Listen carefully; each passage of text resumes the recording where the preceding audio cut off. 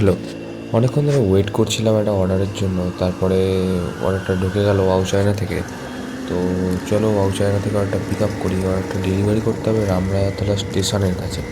তো প্রায় 4.4 kilometre distance আছে পিক আপ আর ডেলিভারি নিয়ে। তো চলো আগে অর্ডারটা পিক আপ করে নিই, তারপর কথা হচ্ছে। দেখতেই পাচ্ছ পিক আপ করে নিয়েছি অর্ডারটা। এবার যাব ডেলিভারি করতে। তো চলো ডেলিভারি করতে যাই। আর রাস্তার অবস্থা এখানে ভালো, ঠিকঠাক মোটামুটি। তারপর এখান থেকে ইছাপুরের মোড় থেকে রামরাজাতলার দিকে যেতে রাস্তাটা তোমরা দেখতে পাবে, মানে খুবই খারাপ অবস্থা। তো রামরাজাতলা এখন পৌঁছে গেছি প্রায় ডেলিভারি লোকেশনের কাছে। তো চলো ডেলিভারি করে দিই কাস্টমারকে অর্ডারটা। দেখতে পাচ্ছি ডেলিভারি করে দিয়েছি আর 43 টাকা দিয়েছি অর্ডারটায়।